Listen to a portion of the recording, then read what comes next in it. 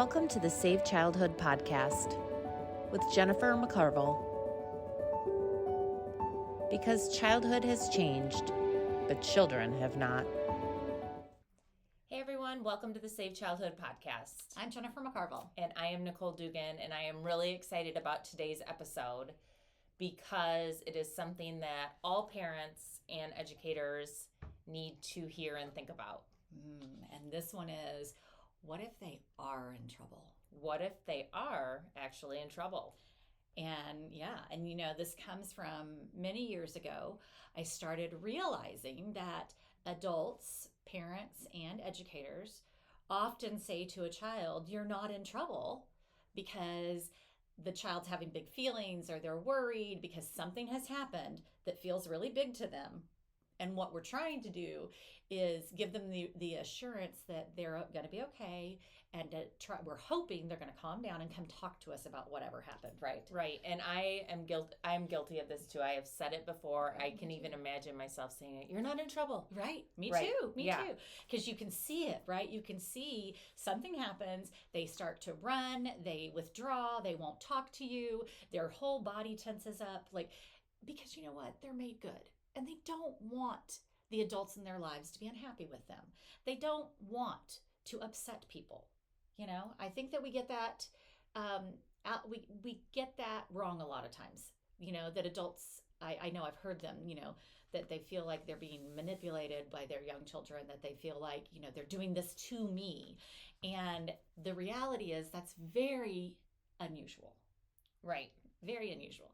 But they know, so they immediately withdraw in whatever those ways are. So we say, it's okay, you're not in trouble. I just want to talk to you. Right. Yeah. And I started really observing this, and I keep thinking, but what if they are in trouble? Right. What if they actually hurt someone or broke something or they were unkind? Yeah. And then we just said to them, we're not even sure what happened. Right. Don't worry, you're not in trouble. Well, the truth is, I want to play a role in children's lives that helps them know when things are hard or things go bad, I'm going to be here and you are going to be okay. You're going to get through it and you're going to be okay. And so I started talking to our team, especially about this, and we started reflecting, and this is what we do. You know, we spend a lot of time discussing our practices and being reflective and changing, you know, when we feel like it's the better thing for children. And this is one of those things that we have changed. But it's not just educators, it's people who are with children in general. And so we started talking about what that should look like. And we feel like it's so much healthier for the children emotionally, right? To know that you can make a mistake, something can go wrong, and the world won't fall apart forever, right? And you can see a difference in them building some resilience, I think. There's emotional resilience that comes. Right. So we're not saying you're not in trouble, you know. So what are we saying? Right. Right? What are we saying? Well, we're saying things like, I'm here to help you. It's going to be okay. Whatever happened, I'm going to be here with you, and we'll get through it. Yeah, we can talk about this. We can figure this out. Right. We can figure this out. You know, you can comfort them in those ways that say, you're not going to be alone. You know, we've got this, but don't dismiss whatever it is that needs to happen, because what do they perceive as trouble? When we say to them, you're not in trouble, what does that mean to them? Because children are different, situations are different. For some of them, trouble just might mean that someone's using a tone that says, this wasn't okay. You know, that for some of them could be that, you know, that's trouble. You know, I have one child, and I've worked with children that just, even the expression of an adult or another person or the tone of their voice feels like trouble. Right? They just like, oh gosh, that just crushes them. Right. So we need to make sure that we take into account all the different temperaments of children. Right. And often if we're saying to them, you're not in trouble, a child might be hearing, there's nothing wrong. Yeah. Or sending the message like, nothing needs to come from this or happen, or there's no consequence. And that's not healthy. Not healthy at all, because there are always consequences. You know, for every action, there's a reaction. Right. Right. So if we rush in to do that, then another thing is we're only teaching them to feel safe if hard things disappear. Right. Yeah. Like if there's no hard thing, then I'm okay. But if something's hard, I can't handle it. Mm-hmm. And we're perpetuating that belief in them, and that's not the way life is. Right. And we're all going to get in trouble sometimes. Sure. You speed, you're going to get a speeding ticket. That's being in trouble. Mm-hmm. They're just things. And there are times that we need to apologize. We need reconciliation. We need to own what we did and make it better in whatever way. Right. We have to learn to accept that what we did hurt someone else. Yeah. And that we need to, reconcile those things. And if we just remove consequences all the time, right. we don't learn responsibility right. for what has happened. Right. And children don't need us to pretend nothing happened. They actually need us to what? They actually need us to say something happened. Something happened, but I'm here with you, and I'm going to be right here, and we're going to walk through this. Yes. And, it's a different message to say, I know something happened, and I know it seems like you're feeling a little scared, mm-hmm. or you're feeling a little nervous, or, but you don't even have to tell them how they're feeling, but you could say, if you know for sure, something did happen. I know something happened, and you might be a little frightened, but I'm right here, and I'm going to be here with you. And so much of this is rooted in building a genuine, connected relationship with children that's authentic, and so that work has to be there and has to be solid. Yeah. For them to be able to know your being there with them is actually a comforting good thing. Mm-hmm. Right? Right. So. And I think that often the word trouble and the word shame are connected. People think when they feel shame if they're in trouble, or we don't want children to feel shame when they're in trouble, but I think it's important that we separate that. Yeah, because that's such a heaviness of, mm-hmm. Guilt and shame and humiliation and all these things that can be tied into the shame, right? Yeah. But maybe what we need to remember in avoiding that is that the message we want to send is, again, we need to look at what happened here, but you aren't bad. What you did wasn't bad. You're not alone anymore. I'm right here with you. Right. And I'm not going to stop loving you or caring about you because something went wrong, right? And so those messages can be sent, in ways that help children process challenges and emotional problems that come with trouble. This right? feels like the perfect time to plug one of our other episodes of The Thing Before the Thing, getting to the thing before the thing, which yeah, is an important step. Often what happens, especially with young children, is the behavior we see is a reaction to something else. Mm-hmm.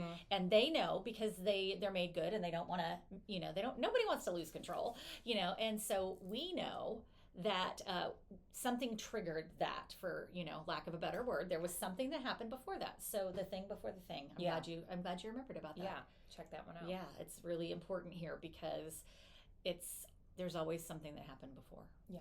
Always. So children need help facing hard things. Yeah. They need our help. They need to learn how to face those hard things. Yeah. Right. And we need them to know that correction can come and reconciliation can come without us disconnecting from them. Mm-hmm. Because emotional disconnection, especially in times that are challenging for whatever the reasons, that is so harmful to anybody. Yeah. It's harmful to anyone. And that's what we're there for, is to help them know that trouble can be something healthy. It can be something happen, and we are going to be able to walk through it and, deal with whatever the consequences are and repair it. And there's someone to help us do that. Right. Dealing with those hard feelings. Yeah. Yeah. They can feel embarrassed and still tell the truth. Absolutely. Right? Absolutely. We need to learn how to be able to do that, right? Yeah. They need to build emotional strength. Mm-hmm. That's what we want. That fragility is inevitable if you don't have that emotional strength. So we want to build that strength, that help them learn how to walk through disappointment, help them learn how to take a mistake and realize that's a learning opportunity, right? It doesn't, you can still be okay when things go wrong. Right. And so it's not that we want to make sure we're not making them feel bad, but we want to help them through the process of moving through those hard things. Yeah. And those competencies. And one of the ways we do that is by co-regulating with them. And I think that's become one of those buzz phrases we talk about. Everybody's talking about co-regulation. Everyone's talking about gentle parenting, and it comes with co-regulation.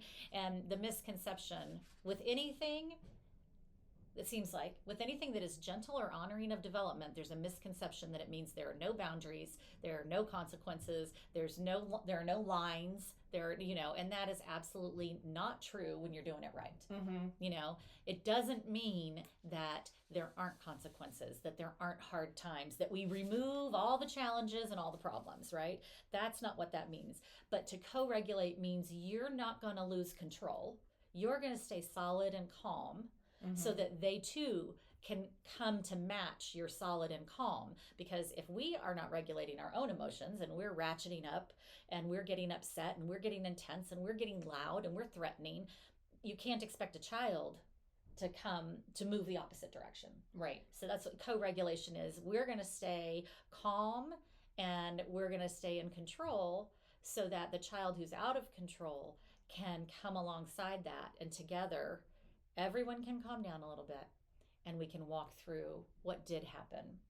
And we can get to that place where we can figure out, I'm going to be okay. We're not going to erase the hard thing. We're not going to pretend like it didn't happen in any way. Right. It's important that we don't. Right. And when we say you're not in trouble, that's what we're doing. Right. Because we're setting ourselves up for not being able to help them have the consequence that's inevitable. Yes. And that also establishes a foundation of mistrust. Okay. Even if we don't recognize it now, and even if children don't recognize it, we have those feelings in us that, sometimes we don't know where they come from. But when we say you're not in trouble, but yet something bad did happen and someone is still hurt, or something did break, or right, and then we're allowing them to not take ownership of it, which a lot of adults have problems. Yeah, it's with hard too. Yeah, it is hard because we're made to want to hide our mistakes. Yeah.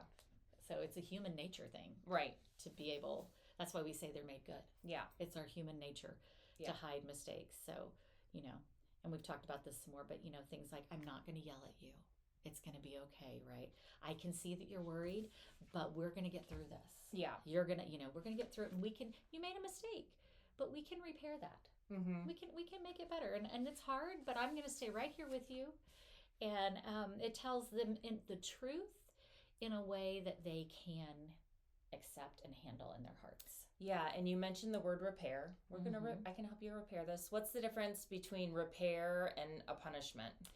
Well, I'm glad you brought that up. So a punishment is a consequence that's imposed on you by the adult, right? The punishment is, this happened, so now you're going to go sit in timeout, right? And that doesn't get to the core issue. It doesn't get to the actual problem and help change the behavior, make things better, right? That's punishment.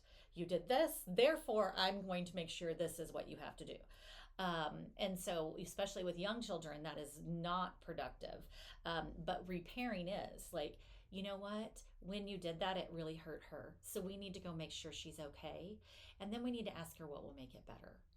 And then another piece of that, which I know we've talked about in other episodes, the thing before the thing for sure, is you need to ask them, what do they need to feel safe again? Because when you threw that, when you hit them, when you took that from them, whatever it is, repairing also includes the next piece after making sure they're okay, helping to get the ice, helping to clean the things up, is what do you need from me to make this okay?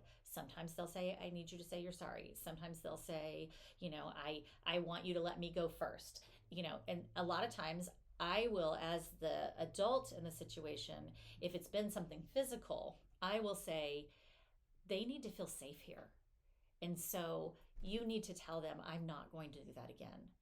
And that's so powerful for children and for anybody. When you actually acknowledge that it happened, take ownership, and look that person in the eye and say, I will not do that again.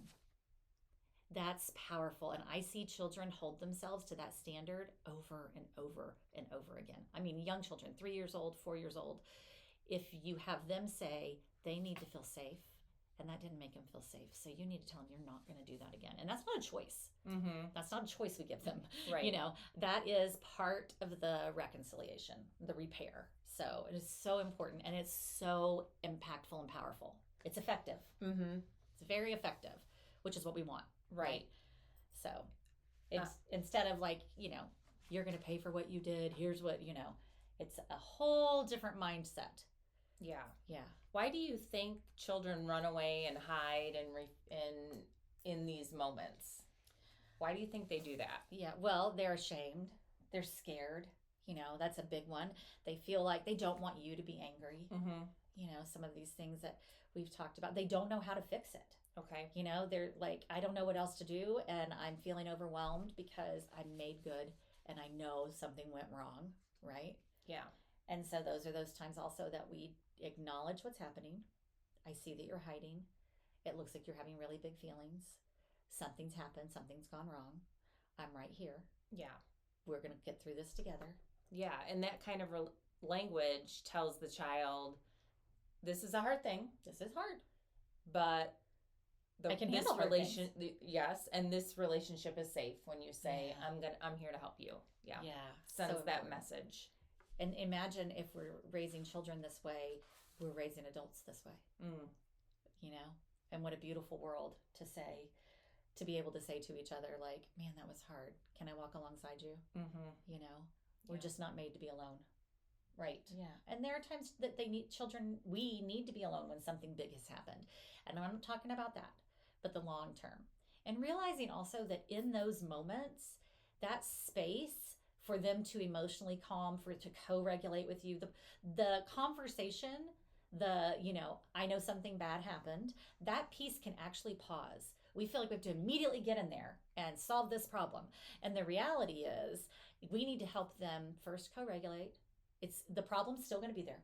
Mm-hmm. Now, of course, if it involves other children and someone's hurt, you take care of the person that's hurt. But I'm talking about walking through the being in trouble concept with children right now. Right. And that is to say, you can give space between what happened and this piece of walking alongside them. Let them calm a little bit. Mm-hmm. Get a drink of water. Be kind to them. And when they have had time to regulate their emotions and you're able to actually have a productive conversation, you don't have to repair it within 1 minute. Right. But you do need to do it, before other things start taking place. Right. And that practice of space before the reaction from the adult is very, very important. Wow. Yeah.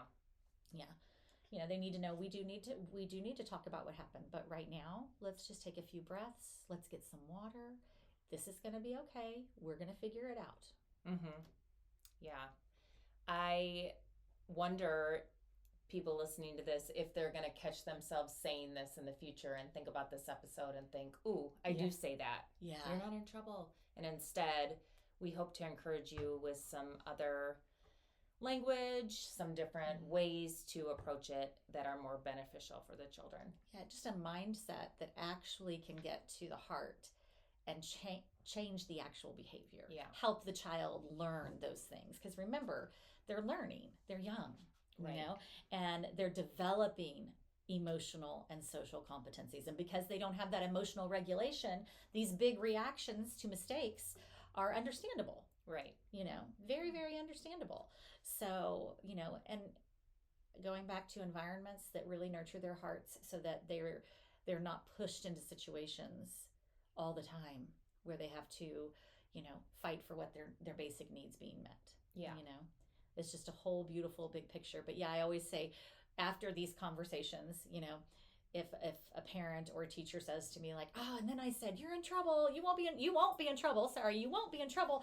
And then I realized, and I say, well, that's the beginning of change, right? Like, yeah. As soon as we recognize like, oh, I can't believe I said that. It's not the end of the world, right? We're learning. We probably learn more as we raise children than they learn. Yeah. So true. If we're doing it right, Mm-hmm. well, we're going to learn anyway, I guess, even if we're not doing it right, we're learning things. But, I think that that's an important thing to recognize and have grace with ourselves so much. Yeah. You're coming from a place of love and kindness and willingness to be vulnerable enough to say, ooh, I shouldn't say it that way. Yeah. I know there's a better way now. I'm going to practice it. Right. And wow, what a beautiful gift for children. How So lucky are the children whose adults are willing to say, I should say it a different way. Yeah. It's a beautiful, beautiful thing. Well, thank you for joining us today. You can find more information on safechildhood.org. We're on Instagram. Yeah, we're on Spotify, Facebook, and of course, safechildhood.org. Yeah. Go check out our website. Yeah. Thanks for joining us. We'll see you next time. Have a great day. Thanks for joining us today. To learn more and join the movement, go to safechildhood.org.